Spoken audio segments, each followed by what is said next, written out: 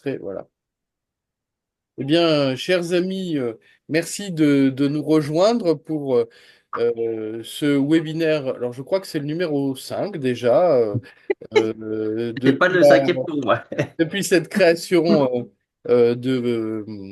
pour toi, c'est le troisième, donc effectivement, Oui, le cinquième.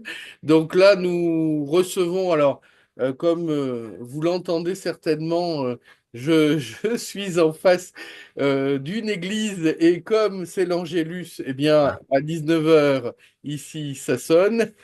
Peut-être laissons passer l'Angélus qui augure peut-être plein de belles choses pour cette conférence consacrée ce soir au sceau minoen. C'est la deuxième partie puisque nous avions déjà eu le plaisir et l'honneur de recevoir Alexandre Solka pour une première partie d'études sur les sceaux minoens, donc en écriture syllabo-hiéroglyphique du monde égéo-anatolien. Euh, alors, vous voyez, en même temps que l'Angélus, j'ai Zoom qui me demande de confirmer que nous nous exprimions bien en anglais, et donc je lui dis que nous sommes en français. Euh, et thank you to the EI, yes. donc l'intelligence artificielle n'est peut-être pas tout à fait au point encore. Certainement pas. Et puis j'espère Alors, qu'elle va rester où elle est.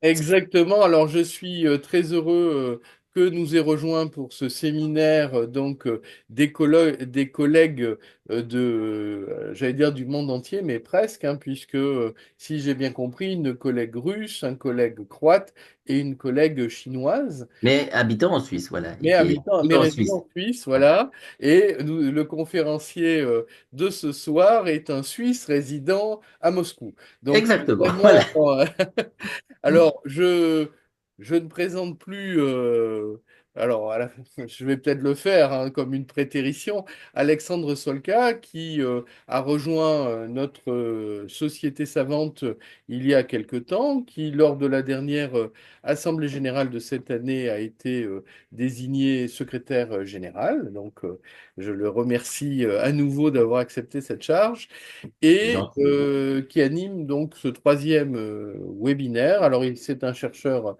indépendant qui connaît moult langues, qui, à mon avis, est un spécialiste intéressant et émettant toujours des hypothèses à la fois fondées et originales sur diverses langues, aussi bien des langues mortes, comme peuvent l'être Anciennes, euh, anciennes, elles ne sont pas encore alors, mortes. On les moi, utilise. je dis morte pour ce qui Oui, non, mais concerne je sais. pas le grec et le latin, qui sont des Oui, langues oui, vivantes, mais oui, anciennes, mais le hittite, par exemple, oui. ou le minoen, enfin, quelle que soit la langue que note l'écriture en linéaire A et dont tu vas nous entretenir, mais que même des langues, alors, révolues également, encore un peu vivantes à travers les évolutions, comme le vieux norrois, mais également, bien sûr, les études classiques, et ça fait de toi, justement, un chercheur intéressant pour comparer linguistiquement toutes ces langues sans s'interdire de nombreuses incursions dans le domaine de l'histoire ou de l'archéologie qui permettent d'éclairer les textes et les différentes langues que nous étudions. Alors, euh, en tout cas, merci aux collègues d'avoir participé. Cette conférence est enregistrée et le replay se retrouvera sur la chaîne YouTube de la Societas Anatolica. Nous aurons une présentation d'à peu près une demi-heure, c'est ça?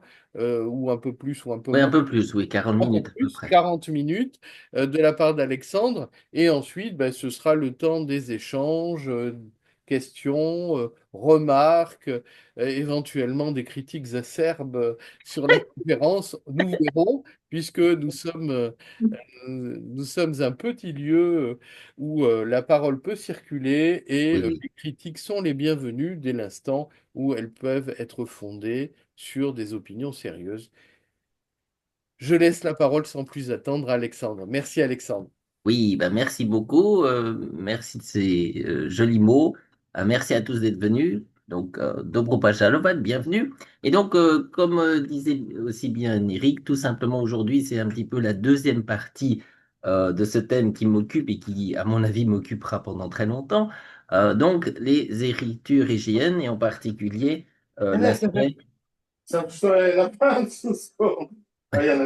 l'aspect intéressant des hiéroglyphes, et en particulier les hiéroglyphes de Crète.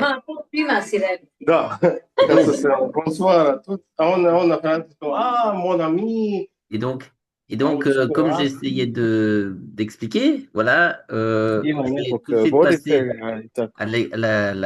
comment dire, à la suite de la présentation, d'accord? Autrement dit, d'abord, souligner les points importants des écritures syllabiques et en particulier syllabo-hiéroglyphiques. Alors, ce qu'il faut voir, c'est que donc Sve ces mu je i PowerPoint mu je écritures francuskom i priča na francuskom. permettent Ja ne de znam. visualiser. Je pense qu'il y a certains qui devraient éteindre leur A micro. oni svi su tamo... Maybe you could just shut off your... Yes, thank you. Donc, ces écritures permettent de visualiser un contenu sémiotique spécifique, autrement dit, de reconstituer plusieurs mots composés de morphèmes syllabiques. Deuxièmement, ces inscriptions syllabo-hiéroglyphiques, elles sont intéressantes. Pourquoi? Elles sont observables sur de magnifiques objets précieux et de diverses formes, mais aussi elles nous donnent des informations extrêmement utiles sur les coutumes et habitudes des cultures du monde égéo-anatolien. Bon. D'abord, les critères d'analyse et les bases d'études nécessaires. Alors, en premier, le lieu d'origine des sceaux ou d'autres inscriptions portant des signes hiéroglyphiques et géocrétois. Ça, c'est très important, j'y reviendrai. C'est-à-dire que je pense que pour réellement bien comprendre le monde de la zone égéenne, crétoise et anatolienne, l'étude de l'origine exacte des objets et de tout ce qui est autour de la découverte archéologique est important. Deuxième, c'est l'identification des signes d'écriture logographique issus des systèmes égéo-anatoliens et parfois même égyptiens. Et donc, en analysant leurs fonctions, notamment leur forme postérieure, en linéaire A, puis même B plus C, j'y reviendrai là-dessus, nous pouvons observer des constants d'usage permettant donc d'en retenir des valeurs phonétiques particulières. Et puis, finalement, bon, c'est un petit problème, ça serait pas mal si je pouvais juste voir un peu mieux. Voilà, la décomposition des lettres signes, n'est-ce pas, comme le japonais et le maya, nous permettent de faire comprendre la pertinence d'user ces combinaisons et de les illustrer visuellement pour de nouvelles présentations. Voilà. Ensuite, alors, ici, j'espère que vous voyez bien. Voilà un petit peu comment se présente l'écriture égéo-hiéroglyphique. Alors, c'est l'extrait d'un très bon article de la très grande savante Sylvia Ferrara, qui s'occupe d'écriture minoenne depuis longtemps. Elle a écrit un bon article très complet portant sur la tradition iconographique et naissance du hiéroglyphique en crène minoenne. Bon. Puis ici, c'est la traduction en français de Rémi Haddad, une très bonne traduction d'ailleurs. Et ce qui est intéressant, c'est de comprendre par les deux tableaux que j'ai montrés. Bon, comme j'ai expliqué, le PowerPoint d'origine est un petit peu mieux que ce que vous verrez à l'écran, je m'en excuse, mais pour tous ceux qui seront intéressés, je pourrais envoyer le PowerPoint original au départ. C'est-à-dire que sur la page de gauche, vous avez toutes les variantes possibles de signes hiéroglyphiques crétois que l'on peut observer avec leurs petites variations. Alors, on peut voir, bien sûr, le signe par exemple, d'un enfant, d'un jeune homme. Ensuite, on a le signe du bras. On y reviendra. On a le signe des animaux. On a le signe concernant des branches d'arbustes ou des branches de fleurs ou de lauriers, d'accord? Ensuite, on a des signes plutôt liés à la végétation. Puis finalement, des signes plutôt clairs comme des vases et des amphores. Voilà. Ça, c'est du côté gauche. Du côté droit, vous voyez un petit peu les supports sur lesquels on peut trouver justement l'ensemble de cette, disons, partie de hiéroglyphes, d'accord? Alors, soit sur des petits sceaux sous forme presque de monnaie, ce ne sont pas des monnaies, bien sûr, mais qui ont la forme donc d'un cercle, n'est-ce pas? Ou bien, en règle générale, plutôt un petit bloc, en règle générale, soit sous la forme rectangulaire ou carré, et portant une série de glyphes qui vont nous donner un certain contenu, d'accord? Et en l'occurrence, c'est ce que je vais un petit peu montrer aujourd'hui. Ce contenu, il est réellement lisible Alors, je vais montrer un petit peu les exemples que j'ai analysés. Le plus important, comme vous voyez à droite, c'est qu'il y a marqué les sources. Alors, on a le CHIC, donc c'est pour le Corpus Hieroglyphicum Inscriptionum Corpus, n'est-ce pas? Et vous avez les numéros de référence. D'accord? Donc, par exemple, ici, CHIC 252 ou bien CHIC 202, ainsi de suite. Donc, si l'intérêt vient, vous pouvez tout de suite vérifier la source. Et heureusement maintenant, parce que c'est maintenant que ça a changé, on a la possibilité d'accéder par Internet. Donc il suffit d'écrire CMS Heidelberg et vous aurez la base de données. Alors la nécessité d'une analyse pluridisciplinaire. Alors la première, c'est donc comparer les styles d'écriture hiéroglyphique et géo-anatolienne, puis mettre en place des grilles d'analyse linguistique. Deuxième, l'archéologie et la connaissance profonde des collections hygiènes sont irremplaçables pour assurer une identification, un schéma correct des analyses des écritures crétoises et de leurs potentiels autres points, n'est-ce pas? Ça, c'est le point important. Et ensuite, de cette manière-là, ah, ça y est, enfin, je peux voir mon texte. Enfin, une connaissance approfondie des tablettes inscrites en linéaire A, B ou C, n'est-ce pas? Est indispensable autant qu'une analyse des écritures pré-anatoliennes ou égyptiennes. Ce que j'entends par là, c'est donc que l'ensemble de l'analyse que l'on peut faire sur ces supports et sur l'écriture hiéroglyphique et géocrétoise, d'accord, se porte sur trois critères fondamentaux. Le premier, l'analyse des styles d'écriture, parce que l'écriture va changer au fur et à mesure des supports et elle sera utile à être comparée pour comprendre exactement comment elle s'est développée et quels sont les possibles lecteurs phonétiques.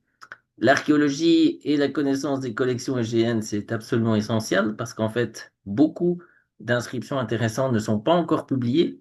Elles sont conservées dans différents musées, mais personne n'a cherché à essayer de les réellement recollecter. Donc, c'est un petit peu aussi le but de ce travail. Et puis finalement, le schéma d'analyse des écritures crétoises, que j'entends par là, c'est que donc, on a, je reviendrai, l'écriture en linéaire A, on a l'écriture en linéaire B, autrement dit le mycénien et les formes proches du mycénien que l'on connaît. Puis linéaire C, qui est donc l'écriture éthéo-chypriote. Eh bien, cette écriture linéaire C, on la connaît aussi. Mais par contre, il est intéressant de voir quels sont les liens, autant linguistiques que formels, que l'on peut observer d'après ces écritures pré-égéennes et anatoliennes. Voilà. Ensuite, les ressources utiles iconographiques en ligne. Alors, notamment, il y a le corpus der Minoische und Mykenischen Siegel, le CMS, ça c'est très important. Puis ensuite, on a ce superbe, cette zone importante de l'université de Florence, hein, de Firenze, et c'est donc la DBAS. C'est le CHS Cretan Hieroglyphic Seals, et sur ce site internet, n'est-ce pas, vous pouvez cliquer dessus et vous aurez tout de suite l'accès à l'ensemble des sceaux hiéroglyphiques connus de Crète, d'accord, que l'on peut utiliser. Puis en dessous, ici, j'ai montré un exemple parce que, par exemple, ici, cette page-là, c'est une page parmi tant d'autres et elle vous permet directement d'avoir accès aux points utiles. Voilà. Alors maintenant, passons à la pratique. Alors la pratique, j'ai choisi exprès deux types d'exemples. Pourquoi? Parce que d'abord, ben, ils m'ont fortement intéressé. Deuxièmement, ce sont des sites moins connus. Alors le premier, c'est le petit site d'Adromili, qui se trouve près d'une ville importante de Crète, qui est Hierapetra. Et à côté d'Hierapetra, on a Litinès. Et tout en bas de cette grande vallée de Litinès, on a justement un très ancien lieu d'établissement d'Adromélie qui date à peu près du Minoïen moyen. Et on a retrouvé dans ce contexte des tombes, et en particulier un corpus, entre guillemets, de type funéraire. Bon, malheureusement, le problème, c'est que pour certains de ces sceaux, il n'y a pas forcément le suivi archéologique le plus clair, mais ici, c'est un bon exemple. Vous voyez, ici, on a le numéro complet d'identification, donc le numéro 293 pour le CHIC. On a pour le CMS le Corpus Minoischen Siegel, volume 2, supplément 2, 256, et vous avez le lieu de trouvaille qui est donc d'Adromili. Bon, vous avez les dimensions, et en l'occurrence, ce sceau, précisément, se trouve au musée d'Héraclion. Bon.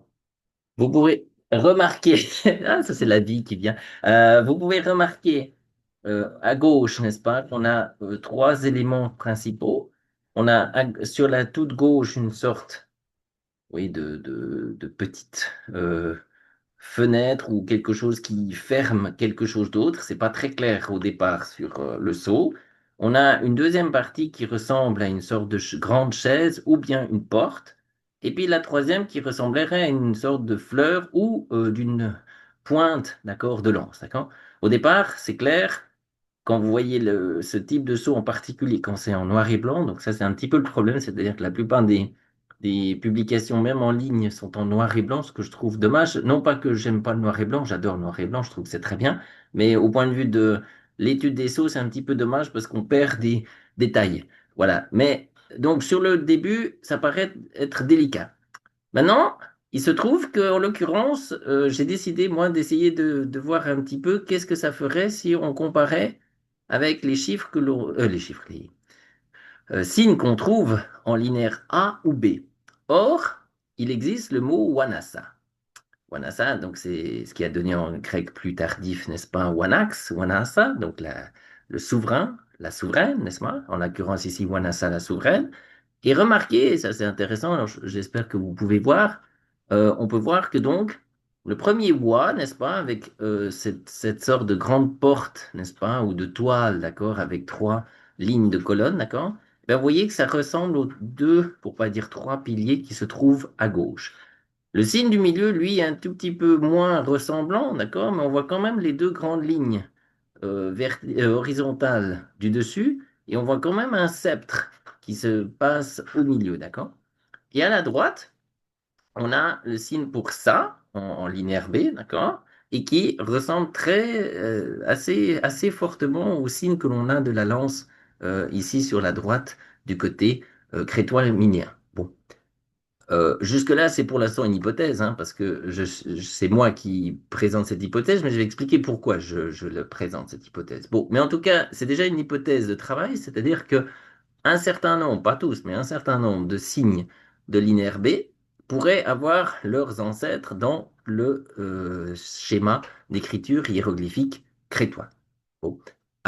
Et intéressant, comme vous voyez, qu'on a le même format, d'accord? On a trois syllabes, trois signes, deux signes qui ont un trait d'exécution assez proche. Celui du milieu peut-être un peu moins, mais la lecture est intéressante.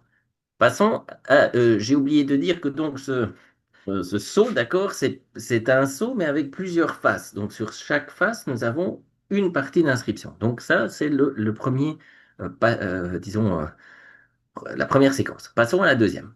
La deuxième, vous voyez, on a euh, un signe qui ressemble peut-être à une porte ou bien une sorte de partie qui se replie, d'accord? On voit clairement le pied, là, il n'y a pas de doute possible, on voit très bien un pied. Puis on a une plante, d'accord? Alors ce sont peut-être des oliviers, ce sont peut-être une branche de figuier, ce n'est malheureusement pas clair exactement ce qu'il en est. Mais par contre, ce qui est clair, c'est que ce signe-là, en écriture crétoise classique, le linéaire A, et puis après en linéaire B, on le lit ni. D'accord? Et bon, ça c'est un petit peu, il faut que je revienne en arrière, puisque l'année dernière, j'ai fait un autre dossier de présentation sur justement les équivalences entre linéaire A et les points crétois, n'est-ce pas? Et donc, cette combinaison précisément, cette combinaison avec le pied, le nid et ce signe-là, d'accord? Eh bien, en fait, on peut la lire, celle-ci. Parce que ce signe-là, le signe de gauche, d'accord? Eh bien, il est exactement le même que celui en linéaire B et en A aussi qu'on appelle Ya. Celui de droite, celui des branches lors d'olivier ou de figue, on le connaît aussi, c'est Ni. Et le signe du milieu, ben, c'est là ce que j'ai, parce ça a été déjà le cas l'année dernière, c'est ce que j'ai proposé, c'est la lecture donc pod ou pat. Et donc le tout fait pot ni ya. Et podnia, c'est le mot classique grec pour la déesse protectrice, la sauvegardienne de telle et telle, disons, partie du monde, d'accord? Et donc ici, comme j'ai marqué, on a d'abord le premier signe du pied qui peut être lu comme en grec classique pous podos, mais qui peut être aussi lu comme louvit et hittite, hein, puisqu'en louvit et hittite on a pati, pata, donc c'est la même idée, pat, pod, d'accord? La fleur que l'on connaît, qui peut être lue ni, qui a la même valeur en A et B. Et puis le phénomène ya, le phonème ya, que l'on connaît aussi, la même forme en linéaire A et B. Et donc, ensemble, on aura donc pod, ni, ya. Maintenant, vous me ferez remarquer, et c'est tout à fait correct de le faire remarquer, j'ai remarqué la même chose, que pourquoi on aurait le ya en premier? Pourquoi on n'aurait pas le pied sur la gauche et puis le ya à la fin, d'accord? Ce qui serait logique par rapport au sens de lecture.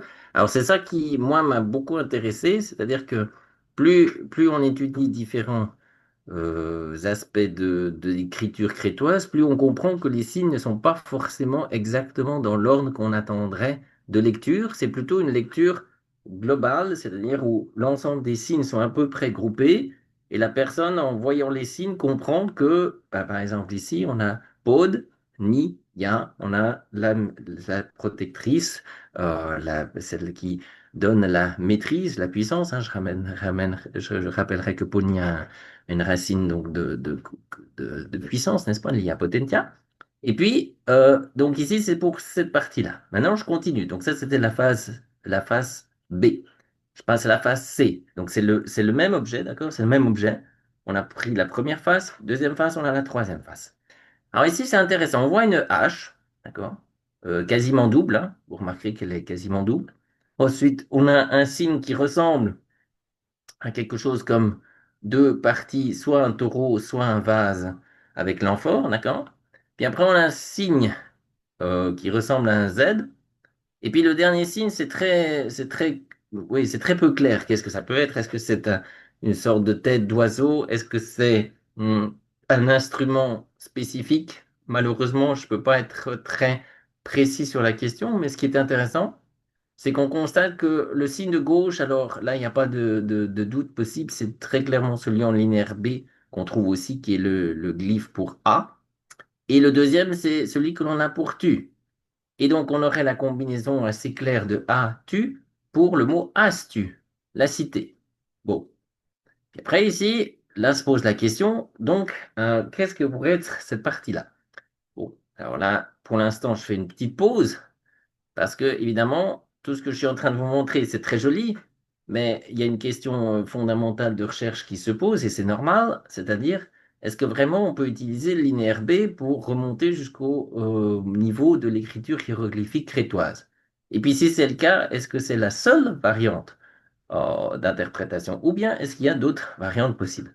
Alors évidemment, il y a d'autres variantes possibles, bien sûr, parce qu'il n'y a en l'occurrence rien de parfaitement certain à ce niveau-là de l'analyse. Par contre, ce qui est important, c'est de comprendre que certains groupes réapparaissent d'une certaine manière et d'une manière claire. Par exemple, le groupe ici, Podnia, eh bien, on a plusieurs euh, inscriptions, environ au moins une douzaine, qui regroupent toujours ce groupe du pied de cette petite porte ou d'un flanc de porte, d'accord? Et puis la fleur d'olivier ou de figuier nid.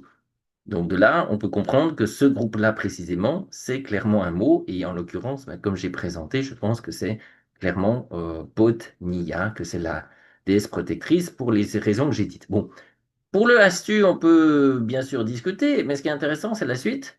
C'est donc voir cette partie-là. Et voyez ici, on voit la suite du signe qu'on avait vu avant. Et ensuite, on a deux autres signes qui se groupent ici, d'accord? Et donc, intéressant que si on regarde cette partie-là, n'est-ce pas? Eh bien, ça ressemble de manière assez intéressante au futur z, au futur z, à za. Et cette deuxième partie, cette partie comme une sorte de grande branche et autres, ça, on connaît. Le signe en question, c'est le signe I. D'accord? Et donc, le dernier, qui est un petit peu inversé en vertical, ressemble lui aussi très clairement au signe To en hiéroglyphe B. Et donc, on aurait quelque chose comme Zaito ou Zakuto. Et si on dit Zakuto, on se rapproche de Zakynthos. Voilà. Et donc, on aurait la cité, sous-entendu de l'île, hein, de Zakynthos.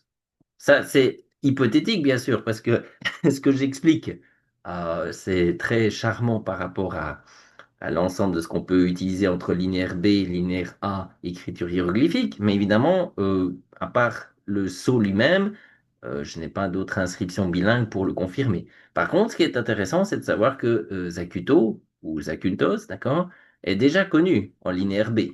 D'accord? C'est un nom qui apparaît déjà dans les tablettes de linéaire B. Donc, sachant que les Mycéniens connaissaient déjà cette ville et qu'ils y voyageaient, enfin plus précisément cette île, hein, puisqu'il s'agit d'une île ionienne, on peut tout à fait vraisemblablement émettre l'hypothèse que la Crète, qui était bien sûr très importante en navigation, connaissait elle aussi la méthode pour voyager à Zakynthos. En parenthèse, petite anecdote, hein, j'ai fait la petite recherche, ça m'a fait sourire. Je voulais voir combien de temps prendrait en bateau un voyage partant d'Héraclion à Zakynthos. Et Internet m'a surpris en me disant que, en tout cas à la connaissance d'Internet, il n'y avait pas de ferry direct entre Héraclion et Zakynthos. Autrement dit, une personne qui voudrait partir de Crète et aller à Zakynthos serait obligée de prendre le ferry jusqu'à Athènes et d'Athènes reprendre un deuxième ferry pour passer à travers le golfe de Corinthe et aller de l'autre côté jusqu'à Zakynthos.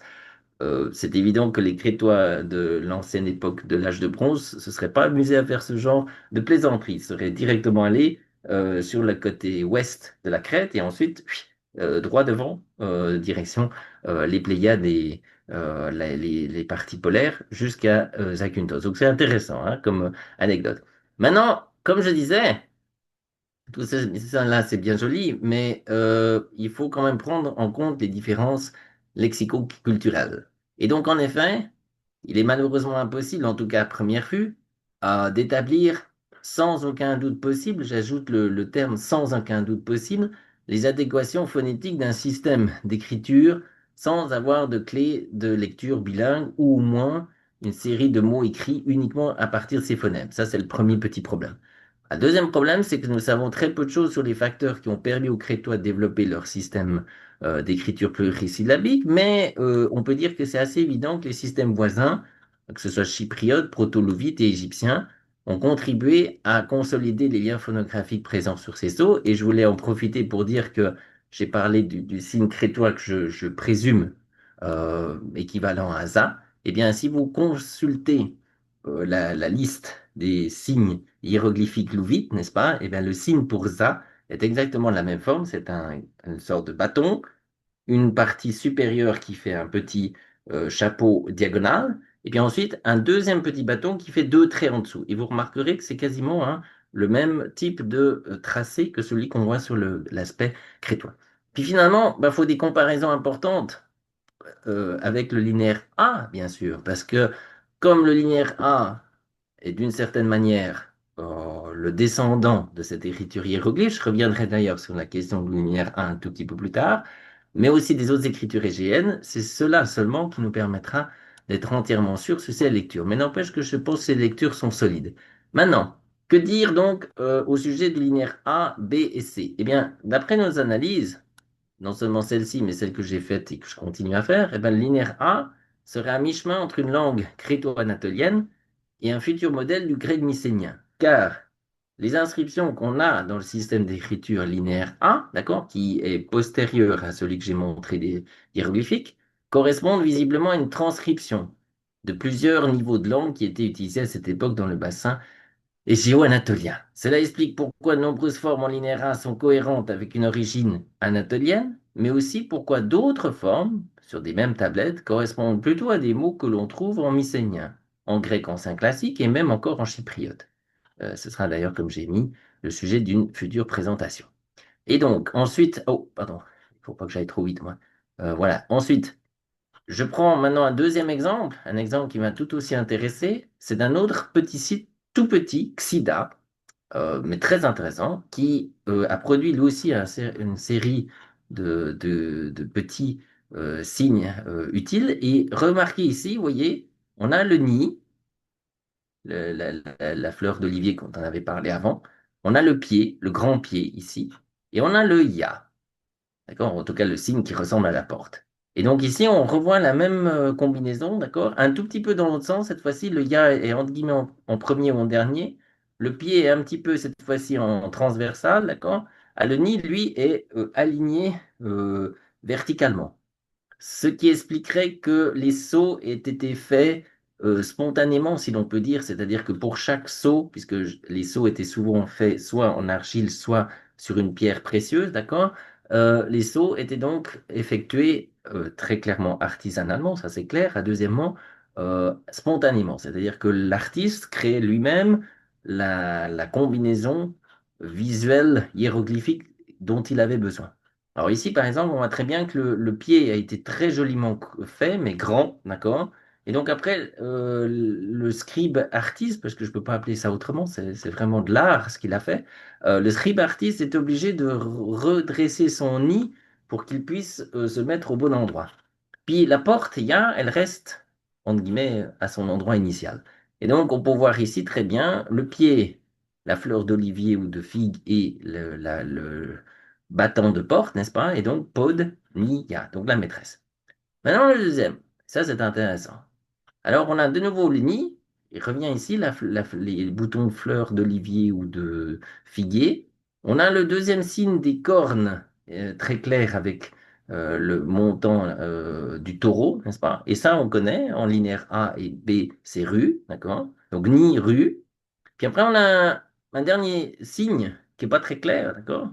Ça ressemble à une sorte de triangle ou bien une sorte d'enclos, d'accord? C'est pas très clair exactement quelle forme c'est. Mais c'est intéressant parce que si on y réfléchit, eh bien, ni brutu, n'est-ce pas? Nu ritu, eh bien, ça nous se rapproche d'un toponyme qui existe en Crète, qui est le toponyme de Nubritos. Autrement dit, ici, on aurait de nouveau un toponyme, un lieu précis présenté en Crète, et ce serait d'ailleurs assez cohérent puisque le dernier signe ressemble assez clairement à une enceinte, d'accord? Une enceinte d'un temple ou bien une enceinte d'un lieu spécifique, et donc l'ensemble pourrait tout à fait bien se lire Nubritu, Nuritu, et donc l'ensemble que l'on a là. Voilà.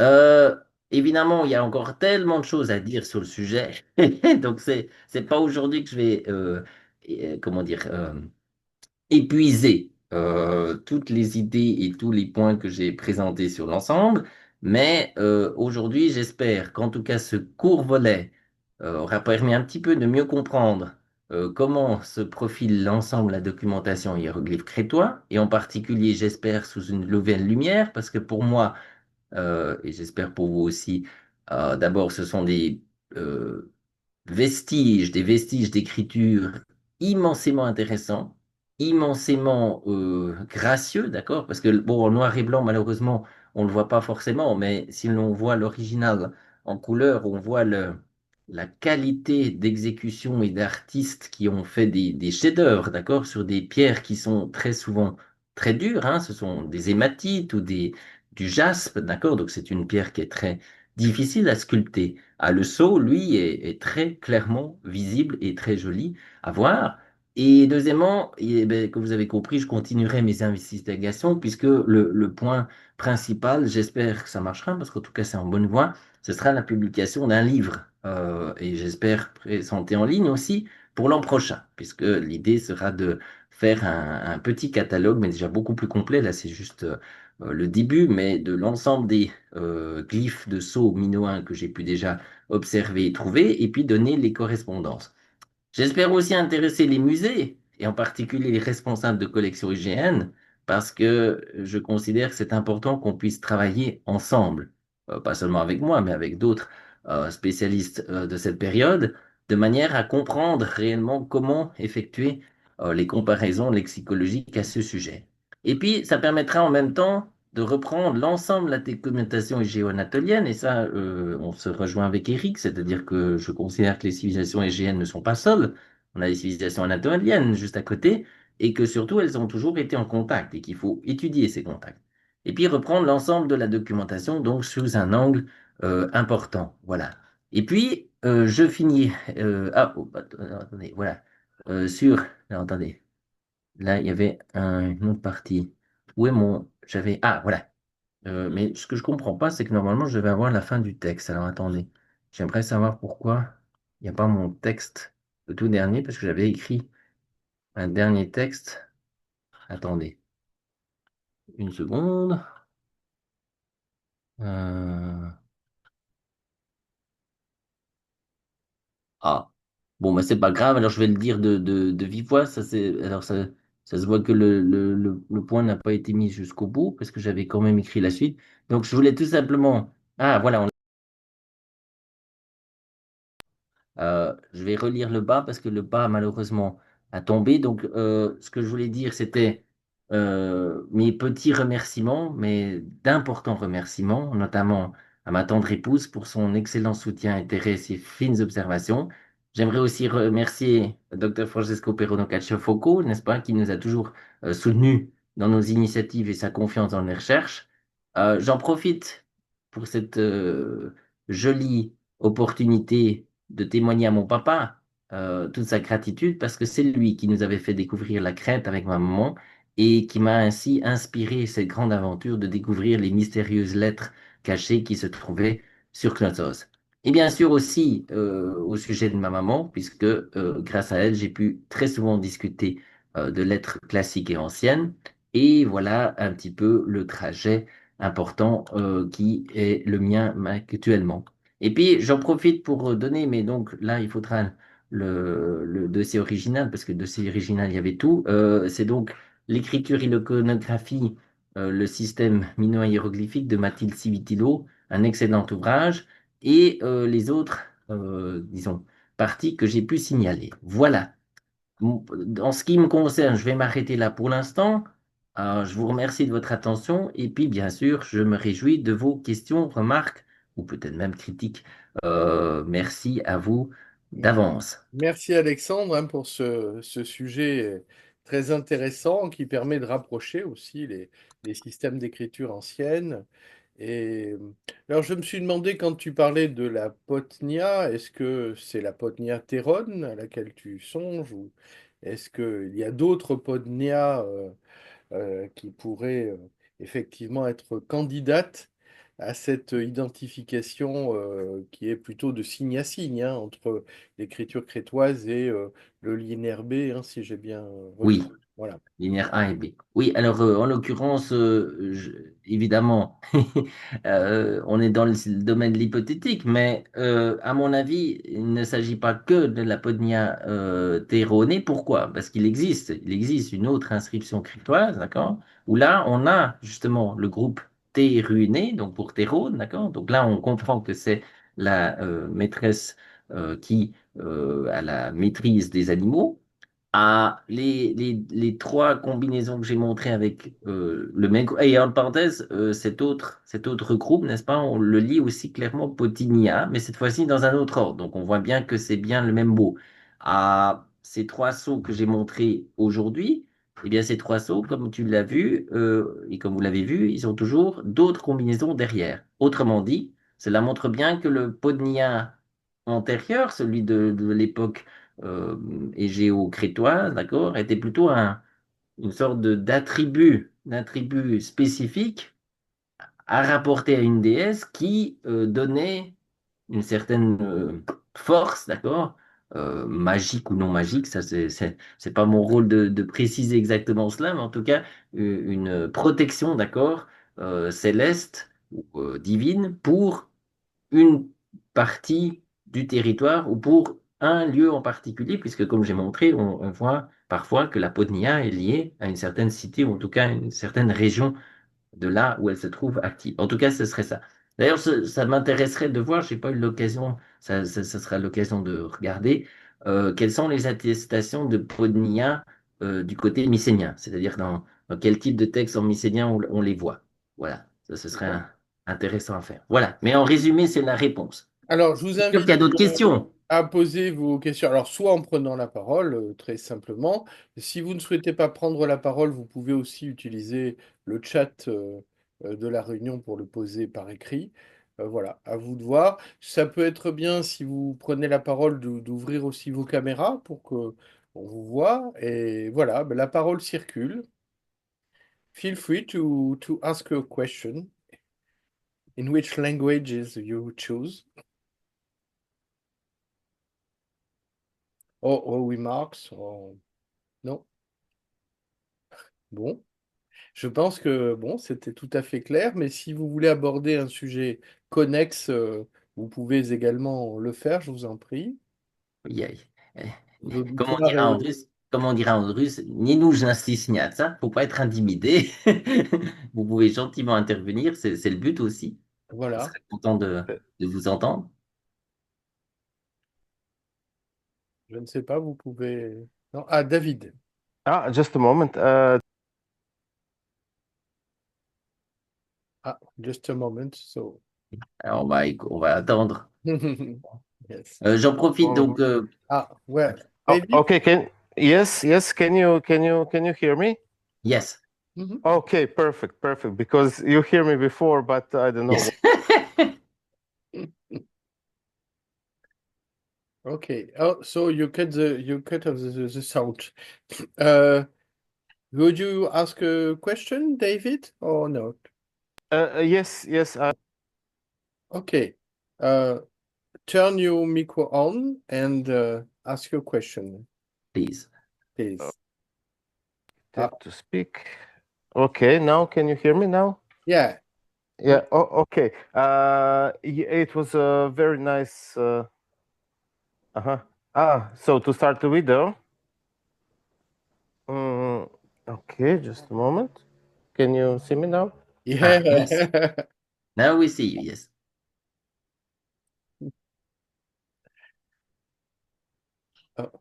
This, Bon. Now there's the sound. because the sound is cut. I don't know what. Okay. Yeah, I don't know why. Because before also it was, like the sound was going on, but it was turned off, and now it just changed. Thank you, Alexander, very much for very nice. What I could understand, but I got the general idea. And what I would love to ask is, Alexander, how confident can you be in assigning the specific phonemes? You mentioned the ya, ni to certain these Cretan hieroglyphs, Yes. because you said that we don't have the bilingual text. Well, unfortunately, it's all the Yes. problem of Linear A and even of hieroglyph in Crete is because those texts have been found uniquely in their own script. D'ailleurs, c'est très drôle, vous savez, Zoom maintenant, Zoom is writing to me which language we are using. We are not sure if we speak French or Russian or English. Very good, but I don't care, so goodbye. So basically, the point is, and that's why for me I'm very interested, is the fact that, for example, this would be the subject of another presentation on Linear A, yes, which is supposed to be the next part of the same lineage of writing. Well, in Linear A, you can find inscriptions which are very old and which are clearly connected to Anatolian languages. And you can find same kind of inscriptions, but much younger. And those inscriptions will have much words connected to earliest Greek, or what we call Mycenaean Greek. In other words, we understand that Crete, yes, was a wonderful linguistical crossroad, because some words could come from Anatolia, some words could come from northern or southern ancient Greece, some words could come from Cyprus, and some words, I can even show you another time, came from Egypt. Because I found one tablet on Linear A, which makes no sense at all in Anatolian, no sense at all in ancient Greek, but it makes sense in Egyptian. And actually, the explanation for me is clear, is the fact that the person received Egyptian objects. He didn't have any translation to explain what this object was, and he just wrote down the name in Egyptian of those objects. And that is why we will have in Linear A Egyptian words. But that's another problem. The main problem is that regarding hieroglyphic seals, yes, well, first of all, until quite recently, people thought that these signs and writings were kind of figurative, which means they did not think that this was actually a true writing system. In my case, I remember as soon as I saw the first part of these hieroglyph seals as well as the Phaistos disc, I understood that this was a complete system, a complete writing system, and that there was no way that this could be just only a figuration. However, However, there is a small difficulty, and the difficulty is to prove, yes, that a specific series of signs in a specific period can be exactly the same, or at least quite exactly the same as what would be expected, let's say, 300, 400, or 500 years later. But by the way, it's exactly almost the same as for hieroglyphs. I mean, Egyptian hieroglyphs. We know now that Egyptian hieroglyphs had a long-term evolution and that the earliest hieroglyphs from the 3,000, 3,500 years slowly developed into a more classical way of presenting the same idea and the same phoneme. And then there was a huge simplification through Demotic. However, because we have a translation of Demotic with Greek, we know that the signs in Demotic are actually the same as the previous one from 2,000 years ago. If they had not been all Greek, we could have doubted that Demotic was actually the same language as the previous hieroglyphs. Well, a bit the same with Crete, yes? As far as I know, there's only one specific place, and I will speak about it next time. It's called Praesos. And in this particular place of Crete, we have inscriptions written in ancient Greek alphabet, but giving a language which is not Greek. And if you compare this language in Chrysos, you understand that this is quite the same as the one we see in Linear A. Now, coming back to hieroglyphic seals, well, I hope at least it was informative enough, but the idea is that I wanted to show that these seals are actually communication and that they are actually bringing two meaning, because each seal actually explain, or at least quite clearly try to show a specific aspect. How it can be a place, it can be a name, it can be a specific function, yes, as we saw with Potnia, we spoke of it. It can be a city like Astu, okay? But we know that now these seals are not simple figuration, but they are a combination of a complete writing combination of signs. Now about the affirmation, if it's true or not, obviously I will have to pass the examination of a lot of different new reviews, yes, of different material, because here I selected the part and I think we are quite relevant, but now I want to select other parts and see if those other parts also fit, yes, because this is a work in progress. By the way, I sent to you as well as many people this beautiful small file I found in the University of Houston about Alice Cobert, and actually the notes that she did in order to present perfectly the linear B morphology. And interestingly, she signed those notes in 1939, so more than 14 years before Michael Ventris. And actually, she was right. She actually had already understood the complete morphology of Linear B. And, well, except a few specialists, most people remember Michael Ventris as the decipherer of Linear B. But if you think about it, Alice Cobert had already understood the main point, which means that these syllabograms were actually writing, and most important, that they were coherent writing and that they had a specific morphology. Well, it's exactly, well, at my scale, because I don't pretend to be as Alice Cobert, but in my humble scale, I try to show that these hieroglyph seals have also syllabic equivalents, and that if you combine them together, you find the correct morphology. And in other words, these hieroglyphic seals are coherent in all.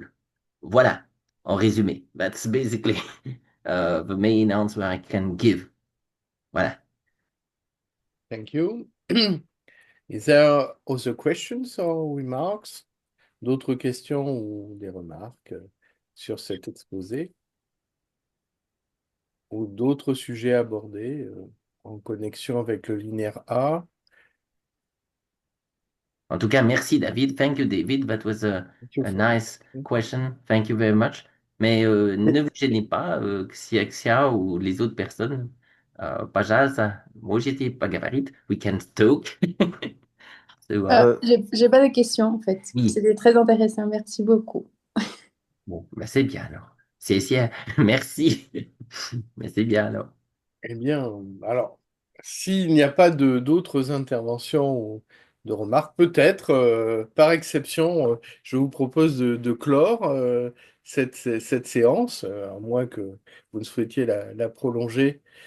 Nous avons du temps. D'habitude, on est un petit peu serré par le temps, mais là, c'est vrai que c'est la seconde partie, hein, du premier exposé, donc finalement. Puis il y en aura une troisième, hein. Ah, Il y il y aura- aura un troisième. Donc, et je pense qu'il faut qu'on crée une série, hein. Vous savez, comme c'est la mode des séries, mais là, ce serait non pas une série Netflix, mais une série crétoise et, Voilà.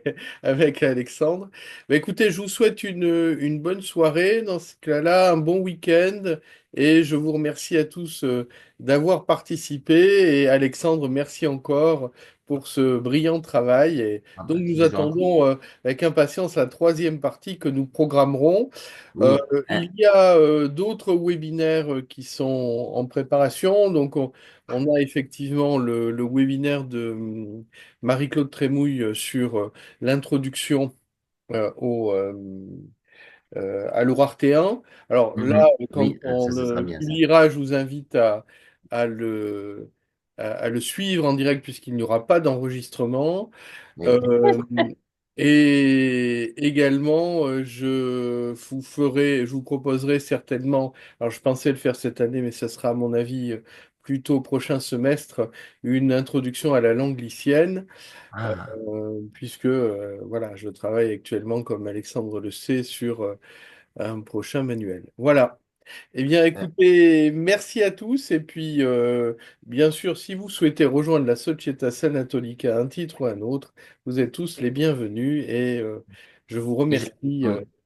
de votre participation. Et j'en profite pour dire que le volume numéro 3, enfin le volet numéro 3 d'Espace sera dédié aux petits sites archéologiques de Crète, justement, et comment montrer des points intéressants de l'écriture autant linéaire A que hiéroglyphique par le biais de ces sites. Donc, de redécouvrir la Crète par le biais des supports d'écriture. Parce que, en l'occurrence, pour la Crète, c'est ce que je trouve intéressant, c'est qu'elle est moins connue. Elle est moins connue que la Grèce, d'accord? Mais son contenu autant archéologique que philologique et que linguistique est ô combien intéressant et mérite énormément d'attention. Je tiendrai d'ailleurs que j'ai eu la chance, avant-hier, il y avait un très joli colloque à Dublin, consacré cette fois-ci à l'archéologie chypriote, n'est-ce pas? Et il y avait justement une personne très intéressante, Dr. Jennifer Webb, qui est une très grande spécialiste de l'archéologie de Chypre, mais originaire d'Australie. Et justement, elle expliquait, un petit peu comme j'essayais aujourd'hui de montrer, que tout tenait dans la façon d'utiliser autant l'archéologie que les supports de matériel que l'on trouve. Et donc, ce n'était pas tant la quantité que la qualité des trouvailles qui donnait un réel éclairage sur l'ensemble de la civilisation. Voilà, je profite de faire un petit peu de publicité. C'était quelque chose de très très bien, ce colloque. Et c'est pour dire que justement, c'est la même chose pour la Crète, que tout est lié à la qualité justement des supports d'écriture et de la façon dont on a analysé. Le reste, je vous souhaite aussi un excellent bon week-end. Merci de votre attention. Heureux que j'ai peut-être pu voilà, donner un nouveau regard voilà, sur l'ensemble. Et puis pour le volet numéro 3 ben, on le verra très prochainement, d'accord? Je pense vers à peu près juillet-août. Voilà. Et puis bien sûr, tout le monde est invité hors séance, n'est-ce pas, à m'envoyer remarques ou idées, parce que je suis toujours heureux d'entendre des suggestions. Voilà. Puis surtout, merci à Eric pour voilà cette jolie session. Et puis, je vous remercie encore de votre attention. Voilà. Eh bien,